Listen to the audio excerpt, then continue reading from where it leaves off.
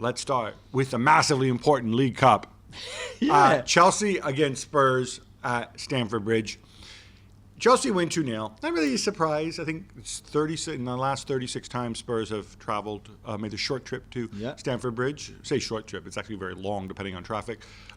They've only won once. Yes, that Dele Alli brace, wasn't it, that day? I don't know. It's a bad memory for Chelsea fans.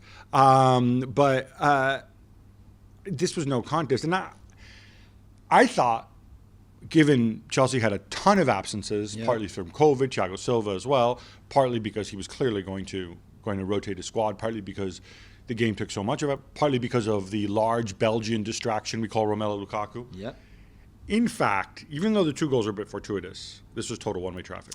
Yeah, it was. It was the Chelsea B team still being too good and too strong for the Spurs A team, because Spurs are pretty much very, very close to their strongest 11, and yet, despite that, Chelsea was still too good. I think Conte said it after the game and said it well.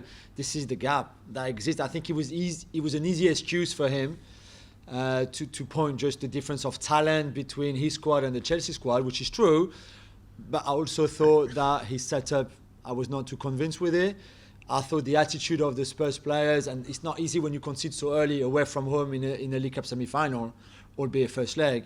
But I still think that Spurs got a lot of things wrong, on top of clearly the difference of gap in talent. See, my friends, the Mourinho maniacs on the internet, would immediately point it out. Says, if Mourinho had said what Conte said, that that there's a big gap between his squad and Chelsea, then we would all be criticizing Mourinho. Yeah. Instead, people are praising Conte for his honesty. Is that because the media have this nasty double standard and we have our agenda? In fact, I've got my anti-Mourinho agenda right. No, but I think they do raise a fair question. But Mourinho had 2 transfer windows to work in before even getting sacked. So I'm pretty sure that Mourinho had arrived before any transfer window like he did. And remember when he did arrive, it was not like, I've got the greatest squad in the world. Conte is just telling the truth. No, I think you're right. And I think there is a parallel between Mourinho and Conte in the fact that they're forthright, especially when it suits them. Yeah. But equally, to come out and say this, it's not really that much of a surprise when, he hasn't had a transfer window yet. He's been there 2 months.